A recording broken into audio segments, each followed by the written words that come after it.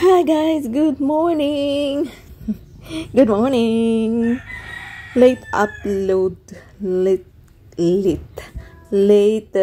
clips ko na to. Nung December pa to last month, pagpunta namin ng may pinuntahan kami, humabol bago nagtapos yung 2024. So may nagdala sa akin, char. Pumunta lang kami sa isang malayong lugar kung lalakarin mo. Pero malapit lang naman tong Davao Oriental. Actually, pang ko na yan dyan napunta, pang Natlota. Ayan, yung sinasabi nila, sleeping dinosaur ba yan? Dinosaur ba yan? Basta, nakalimutan ko na yan. Maganda lang yung view. So, syempre, hindi pa pauli picture pag pag gumagala. Pag nagtutour ko, may pa-tour. Tapos, bumalik na naman kami. Hindi pa kami nakarating dyan. Hinto-hinto lang yung biyahe. Kasi may mga kasama kaming, may kasama kong sumusukang bata. Ang hirap pag ganun, may sumusuka. Puti na lang, anga, oy. May sabihin, anga, oy. Ako, hindi ako masyado ganyan. Sumusuka. Pero lang pag pag may katabi akong medyo may amoy.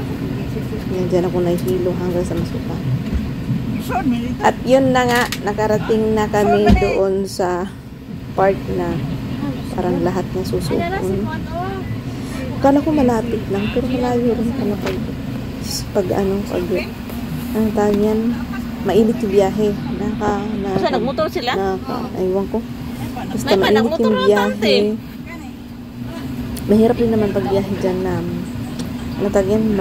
maulan kasi yung daan liko-liko. Nagmotor lang sila. So, nakakatakot. Bukid kasi.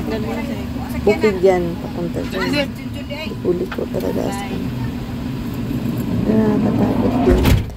Tapos, hinto na naman yun ulit. So, biyahe na naman ulit. Layo, no? Ganyan. Ganyan yung view. Tapos, dyan na kami after 148 years, kasi dito na kami. Dyan na kami sa beach. Actually, ang ganda ng lugar. Tapos, malaki. And mura lang yung nakuha na rin. Kasi matagal na siya nabayaran. Parang booking na yan. Laki niyan. Pati sa baba. Meron pa sa baba. Tapos din sa taas. Yan yung parking. Kung sino may mga taga din dito sa Mindanao, Davao, alam nyo na yan. Basta yung papunta doon sa Mati. Daming mga beach pala dyan. Ang ganda ng lugar. Super. Sarap ang muli-muli. Ang init lang that time. Sa ulo. Buti lang mo ng red na pagpunta dyan. Kasi kung meron pa, hindi ko talaga enjoy. Kasi sobrang okay sa katawan, sakit sa ulo, sobrang. Pero dyan, masakit yung ulo ko sa init siguro. Kasi baba mainit. Tapos papasok sa sakyan, aircon. So dyan ako sumasakit ang ulo talaga. And that's the view ng dagat, ng beach. Maganda yung tubig, malinaw.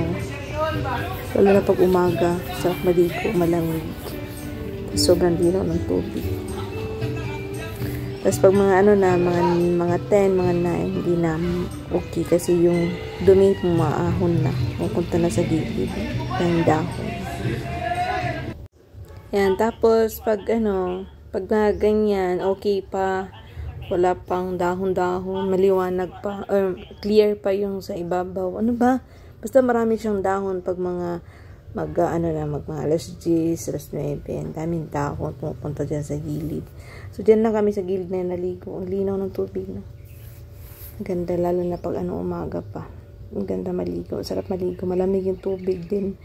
Malamig yung tubig na dagat, di ba ang ganda ng view? Sarap mag-stay dyan. Mahal nga lang pag hindi ka nakabook. Yan lang. Bye-bye.